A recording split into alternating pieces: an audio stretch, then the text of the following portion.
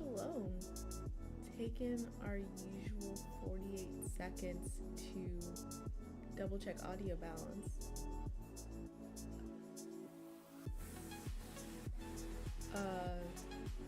Doing it on my tablet today because the phone I usually use, my old LG Wing, which I for a second I thought that this would be something I could basically interchange with my new phone, because I have a new phone that does not have the super convenient swivel.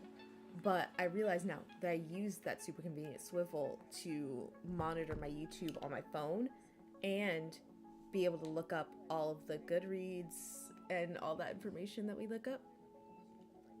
But we don't have that because I didn't charge it. And so we're just rolling with the punches. We're working with it. We're making it work.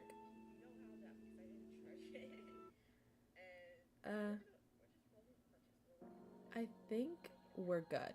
I think the balance at this point seems pretty solid. I think we're working with it. Yeah, maybe a little bit quieter on the audio on the music.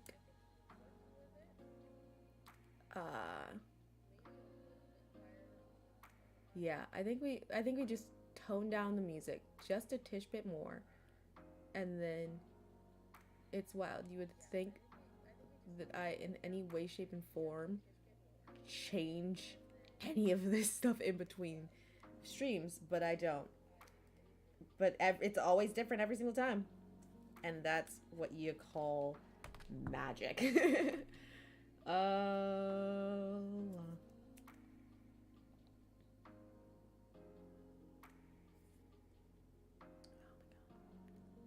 Sorry, doing like 2 extra things and then I will be ready to go with this here stream-a-majigger.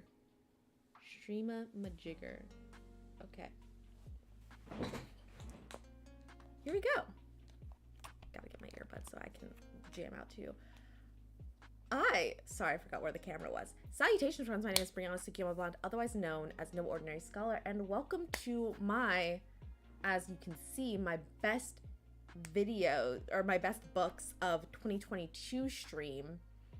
It's been a wild one. I'm not gonna lie, it's been quite the roller coaster over here. Can you see the mouse on the screen for this? No, you can't. That's fine. But it's been quite the roller coaster with reading. I will be doing a separate stream to talk about the 5-star book draft that I did, and we'll be doing again this coming year. And that will talk about the last year and the coming year. But we had some roller coasters. We had significantly few of our 5-star prediction books actually ended up being 5 stars, which is unfortunate, but most of my books that I read were 5 stars. Like this, I don't read a lot of books in a year. I'm a slow reader. I think I read around 30 some books. And so this is a third of them. This is a third of them. On the far right of the screen, you can see actually that like line, those 2 lines, those are the books that we're going to be talking about as my favorite. The little tiny on the bottom, that little tiny square stuff, the very lower one, that is actually what I set up and put together for my quarter stream that we just did. And this is kind of big mapping out whiteboard app thing that I'm planning on doing for the rest of the year. I'm vibing with it right now, and we'll see how it goes for the rest of the year. And then the blob above it is something we'll get to later. But let's jump into it with number 10 of my top 10 books. You Truly Assumed by Layla Sabrine. I'll give attempts at names. I'm sorry. I'm bad at things. But You Truly Assumed by Layla Sabrine. This was a book I read very early on in the year. I actually think I read it very close to when it released. I'm not gonna lie, I didn't realize that it hadn't released prior to this year because I was harassing my library about getting this book. Turns out it just wasn't available yet. But we got it. I read it. The book is, the general premise is you have these people in Washington, D.C. There is a terrorist attack by a guy, I believe his name was Muhammad or something to that effect, and he wasn't even Muslim, but the general public lashes out and starts having a bunch of anti-Muslim bigotry spreading around the country after this attack. And so you have these three girls that all live around the country. All of them are Black and Muslim, and one of them ends up kind of writing a diary on this almost Tumblr-y site. She thought it was private, but it ends up spreading to other Muslim and especially, I think, Black Muslims, or maybe just all Muslim girls. Just talking about what it is like to be dealing with this problem and the spread of this hatred following the attack. It's not only because, you know, what one Muslim man does not represent the entire Muslim community, but also he's not even Muslim, and just how that ignorance really spread. I think this book is a very good intro to racism. It didn't connect with me as much as it was going for, because I am just someone who has experienced a lot of racism. And so when you have in the book these microaggressions that are supposed to be the rising action of the story, it all just goes over my head because it's like it's a Tuesday for me. And so I didn't really feel those dynamics that they were going for, because those weren't dynamic points compared to my life. But I do think that this is a great book for like young kids, or like young kids of color, or people who have not really experienced racism. And I think this is a good thing for them to kind of get a feel for it with. There were some things that were like iffy in the book, but overall, big fan, would absolutely read it to children. I apparently didn't put on lip gloss before this like I thought I was going to. Aren't I a bit of a disaster? It's great. It's great. Moving on, book number 9 on this list is Tristan Strong Punches a Hole in the Sky. This book, you have this boy Tristan who his best friend dies prior to the events of his book, and he starts really like it hits him pretty hard, and especially he ends up losing a very big boxing match, which his whole family is, or like all of the men of his family have like a history of boxing. So that was something that he was born to do. He loves doing, but after this death of his friend, it's been really hard for him to connect with that again. And so you have him, he's being sent away to live with his grandparents for some school break, and he has this one notebook that he got from his friend that has a bunch of stories and a bunch of Black folklore that he's holding on to you don't remember him by. Book gets stolen by Gum Baby, who is this little like doll human, this doll being. She's not a human, she's a doll being. Gets stolen. He tries to go after it, and on his way to try and retrieve it, he and Gum Baby, he punches a hole. He and Gum Baby fall through the hole into a completely different world, and turns out that punching of the hole destroyed a shit ton of things in this world that's down here. And now he is trying to take responsibility and fix the issues that have been caused since he did this. I thought the story was great. I really loved the ending. Oh my god, Briar Rabbit. Ooh, that whole Briar Rabbit storyline got me heated. It got me heated. I think there were definitely times where the story got redundant, or it kind of added beats that didn't need to be there. But overall, another really good story. Would absolutely read to kids. Also, if you're curious on like going further into detail with my thoughts on these books, almost all of these books I have a long full stream discussing the book a lot closer to after I read it, just all on this channel, so you can go ahead and look those up later. Moving forward, with the siren. Number 8 is Home, Benti Home, the second short novella in the Benti series by Nydia Cordofor. I'm not gonna lie to you, I was really shocked by the reviews of this book because I personally think I liked this book better than the original, and a lot of people had the exact opposite feelings. So if you haven't read Benti, you have this girl, Benti, who comes from I don't know if it's a tribe, but definitely a village, a community of people that very, very technologically, like, sound knowledgeable, very great with technology, but their customs keep them very closed off from other communities. And she is basically a savant of this community. She is a prodigy of this community, and she decides she wants to go to this, she gets accepted to this very prestigious school that's on a different planet, and that's something super different for her family and something her community would never approve of. She sneaks away at night to get on board the ship that's going to take them there, and that's her thing. She's going to go to this planet to go to school, and on the first night of being there, or like very early on in being there, the ship is taken over by, I don't remember what the species is called, but they're taken over by a species that is constantly at war with the white humans of this race, of this humans race. And the aliens plan on going to the school and starting a war because they murdered a former, I don't know if it's that they murdered a different captain or leader of their military, or if they attacked unprovoked the leader of the military, cut off his tentacle, and are now currently holding it as a trophy at the school.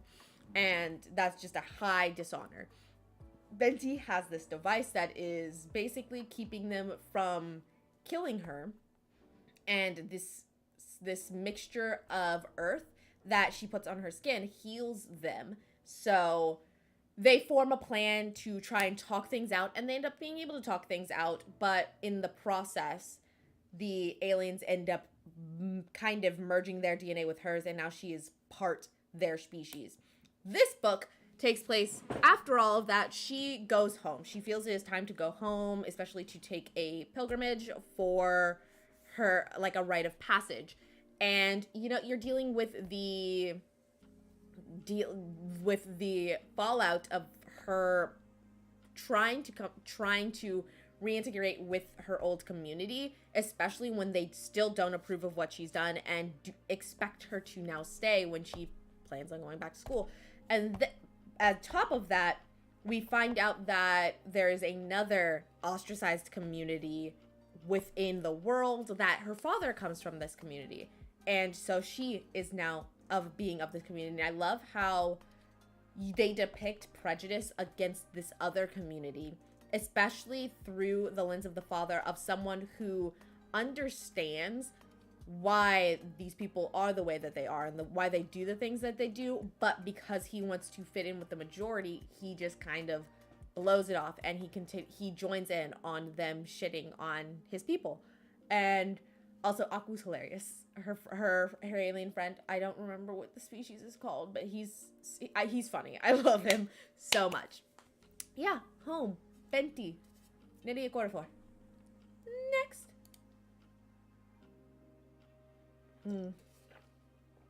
I'm honestly, the list got hard. The list got really hard because this was one of my books. You have this girl, Michi, who is starting to apply for colleges, but she's having a lot of trouble with essays, especially ones that kind of ask her who she is and ask her where she comes from, because she is a child of rape and her mother abandoned her and her mother hated her.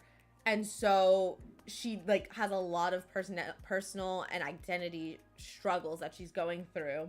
And so you have her going through that, as well as this guy, Derek De La Rosa. I don't know if I spelled his name right. I'm not going to lie. But he's the new guy at school, and he's just head over heels from the start. and he's so cute. He's absolutely adorable. But you have Derek De La Rosa, head over heels, absolutely in love with her from, like, love at first sight. And you get to see him just flirting and falling for her more, and her starting to open herself up to him, as well as dealing with the stuff of her family. And I think a thing that will often get looked over in reviews and people talking about this book is her best friend. We love a book with a good best friend. I love writing books with good best friends.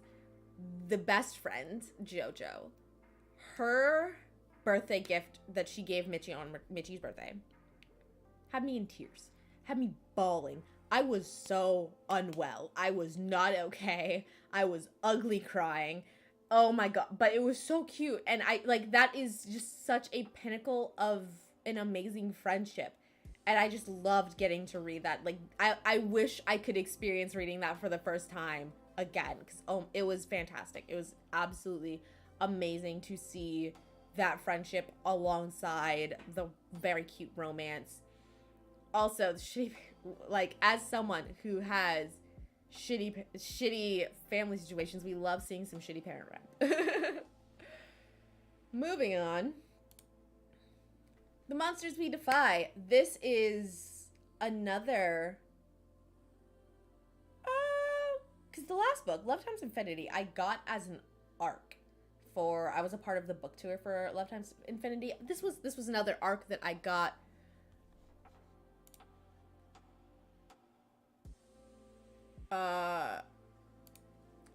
This is another arc review that I got I got this one from NetGalley. And in this book, you have this woman, Clara, who she has a gift, but we really don't get to know what the gift is at this point.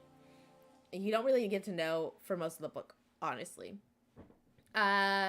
She and this other group of people who are all gifted, and by gifted, I mean a spirit has given them, a spirit or an enigma has given them powers of some sort in exchange, and those powers came at a cost. All these people are gifted except one who is just badass. And they want their gifts removed because the cost of them has been too high at this point. And the person that is able to make this happen is... The person that's been able to make this happen is... the enigma that gave Clara her gift. What she wants in return is a whole heist in which a different enigma is taking over people and creating basically zombies out of people. And you have this whole heist story that you go through with these characters, and it's a lot of fun. Really, it's a lot of fun. Jesse Lee, I believe, is the brother of the love interest. I'm in love with him. He's absolutely fucking hilarious. He's a jackass, which is my type. And the twist in this book, just thinking about it still, it absolutely takes my breath away. It was so well done. This was the first instance of me seeing fiction in which they kind of step away from the main narrative in order to get across the exposition. And I just loved that. I really, really loved that form of storytelling. The Monsters We Defy. Absolutely amazing book. Next up.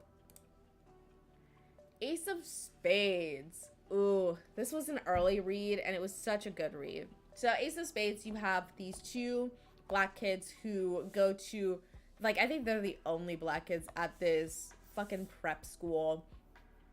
And all of a sudden, someone named Aces is setting out to ruin their lives in school. And so they, having not really even talked to each other prior to this, form a bond and form a partnership to try and figure out who it is that is trying to destroy them.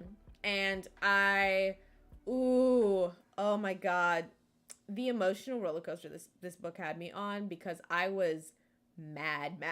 I was bitter. I was grumpy with this. Couldn't trust none of the white folks in this book. Not a single fucking one, and I'm pissy because feel that. The storytelling of the book, the writing style, I was addicted to it. And there's like a letter towards the end of the book, like right before the epilogue, there's a letter that, again, ugly crying, bawling, an absolute disaster. Loved this book. It was absolutely fantastic. I don't know if it's high on my reread list, but I definitely eventually want to reread it because it was a very, very great story.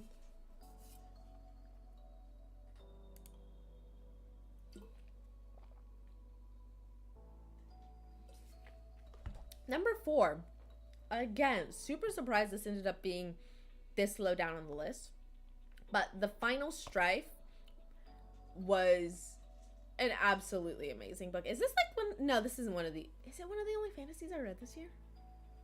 Did I read it? It couldn't have been. Fantasy was my most read genre this year. This is a fantasy book. In this book, you have these 3 different groups of people. The society is segregated by the color of your blood, with the embers, or those with red blood, being the elite class. And you have this situation where once upon a time, dusters, who were the blue-blooded people, used to serve embers, but there was an instance, a situation where the dusters kidnapped a bunch of the ember children and replaced them with duster children in hopes that when we get to this big event in which people compete to see who is going to be the next leaders of the society, they would have trained all of these ember kids to not only be the best of the best in every single one of these genres, but also to do it and lead with empathy and care towards the dusters. But like also there was probably going to be like a genocide of the embers. Maybe it might have happened. In the story, you have our main character Shyla, who is one of those stolen ember children. She is struggling with addiction throughout the book, which I think the author handled fantastically, and I'm very excited to see how that continues forward in the next book, which I definitely have pre-ordered. And you have her meeting up with one of the kids that was left behind, and they're working together to try and get to a point. It's complicated why they've decided to work together, because there's so many intertwined, but you see them working together, you see them bonding and getting closer. I'm not gonna lie, their development, that had me. They had me, because I was not into the idea of them being a romance at first, but this author got me on that one. But you see them working together, and you also see this really grand event being held, particularly for whoever's going to lead the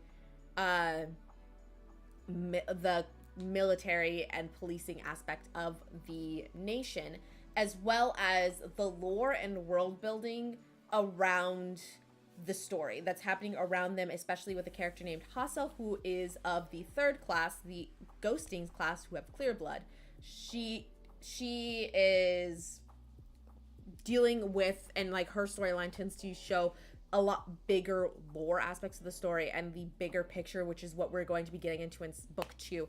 And I'm super, super excited for it. I loved everything about it. Ugh, fantastic book. 10 out of 10. Could not recommend it more. Number 3. Pew! This book, I'm not gonna lie, was a surprise. I thought I was gonna like it, but I did not think I was not ready to like it as much as I did. I loved so many things about this book. In this book, you have this person completely androgynous, has no memories, and struggles with speaking to people. They go to sleep on a church pew and wake up to a family that has decided that they are going to take them home and look after them.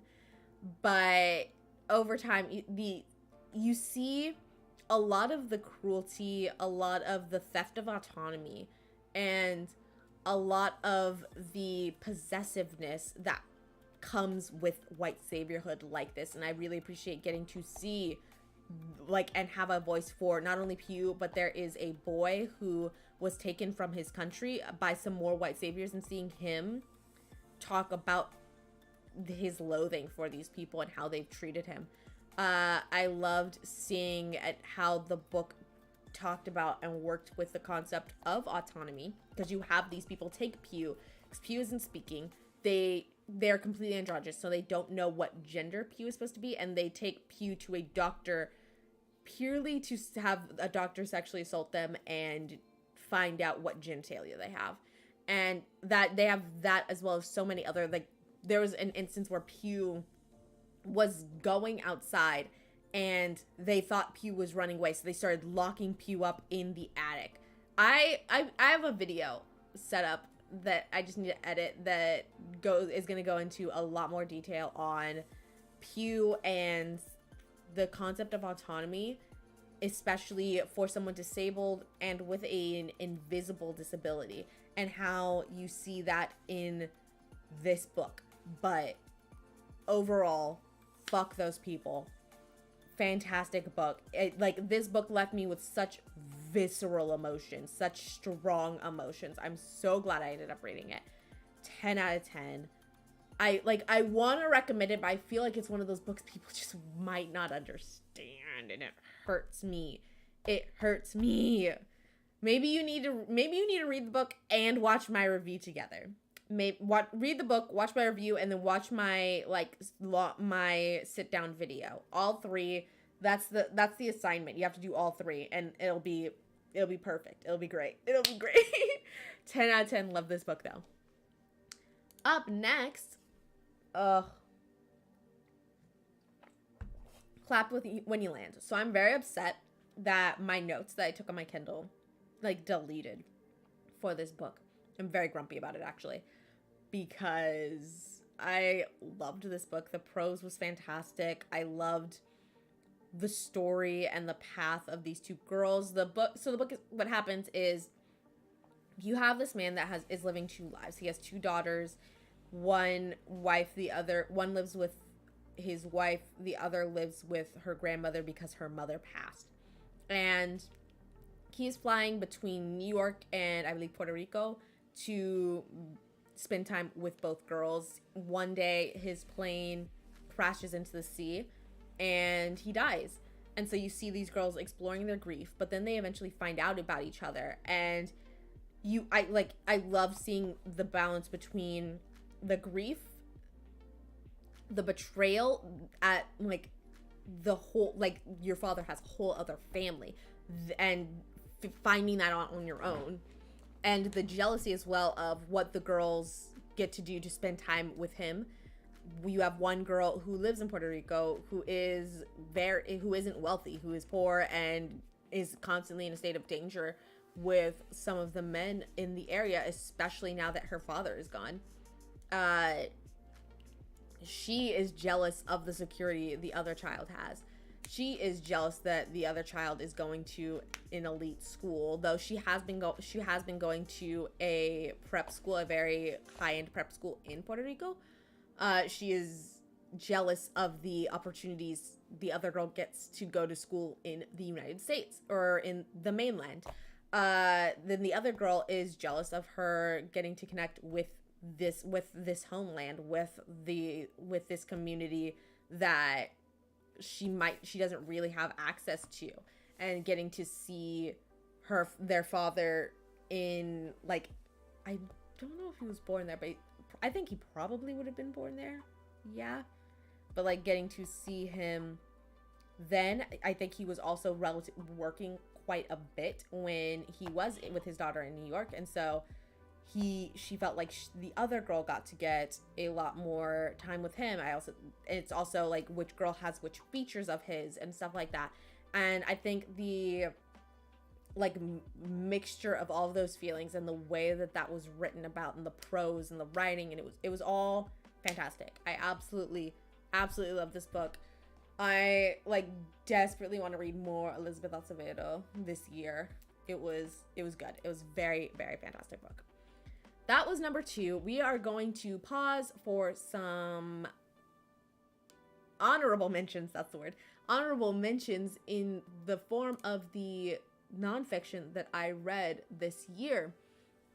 So we've got The Other F Word, which is talking about celebrating the fat and the fears, and talking about fat acceptance. I don't know if there's much fat liberation, but that kind of vibe. Fearing the Black Body, which is talking about the racial origins of anti-fatness. We've got Ain't I a Woman by Bell Hooks, which is talking about misogynoir. I'm Glad My Mom Died by Jeanette McCurdy. Kind of the vibe. Kind of like talking about her. It's a memoir of her life growing up and the toxic impact her mother had. Music is History by Questlove, where he talks about how music balances and reflects the times as the time that you're living in. And I thought that was a really, really interesting book. And finally, The Asexual Manifesto. And now, for the moment you've all been waiting for, the number 1 book of 2022 for me, in my earnest opinion. Are you ready? I don't think you're ready. I don't think you're ready. Okay. I'm not ready. Trying to drag up the description from this book. It's a 3-way tie for first place. Ain't that something? If you've seen my videos before, if you've seen my top 10 videos before, I think you know what's coming, but you might be shocked by the first one. The first book is Chaos by Sydney Damon. This book released this year. I'm putting it in this section because I may or may not be best friends with the author, so I may or may not be biased, but I do think it's a really good book. Let me read for you the book description. All things are not as they seem. After nearly everyone with special abilities abandoned the world, Hallenwood is one of the few cities to remain standing. Cade Reed has been doing his best to survive the city and raise his younger siblings. When Cade is murdered, 4 students must decide whether to let the world burn or to fight to keep hope alive. Elsie Hallen is an angry loner who has to deal with more scars than most. Henry Adamson is an addict trying desperately to keep his monsters buried. Charlotte Marion is a determined athlete tired of living in a world running on fear and despair. Wesley Reed is just trying to raise his younger sister and build a future for himself while mourning the loss of his brother. As they come together, they start to recognize there may be more to all the darkness and desperation haunting the city. Uncovering secrets involving evil cults and ancient mythology behind their special abilities, they find themselves faced with an enemy hellbent on their destruction. I actually read this book. I'm currently rereading it. I'm rereading the final copy, but I did beta read this book at the beginning of the year, like literally a year ago. And so I'm rereading the final copy. So do not be surprised if this shows up again at the end in a year. Don't be surprised if we see this again in a year. And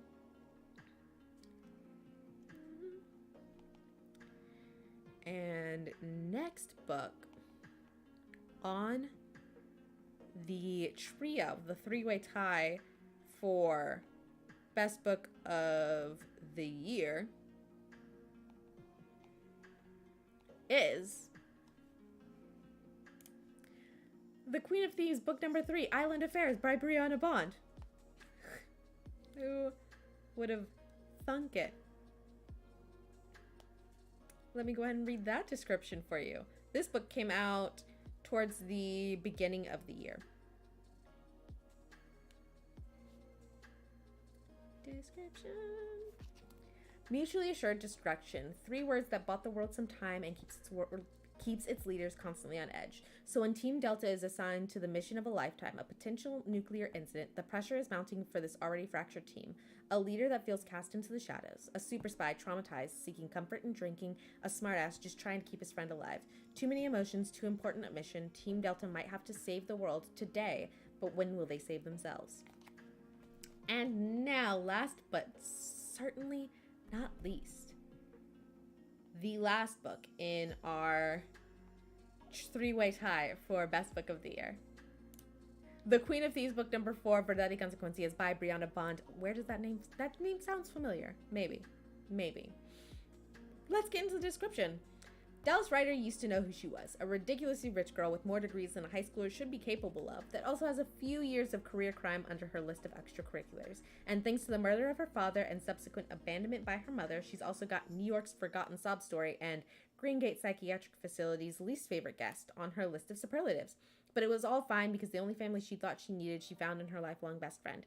Enter the Bureau for Covert Initiatives and the ragtag group of teen spies that annoyingly wormed their way into her heart. It's all fun, teasing, and games until she remembers the boy whose father got shot. Becoming a spy already flipped her world on its head, but when ghosts of her past start coming out of the woodworks, the chaos is all but overwhelming.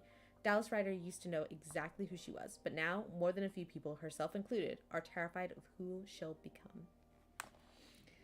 Well, that is all for me and my shameless self-promotion. Please check out the Queen of Thieves series. Links are down below, as well as check out the other streams I've done on the other books in here. The only one I didn't stream was Clap When You Land because I lost all of my notes.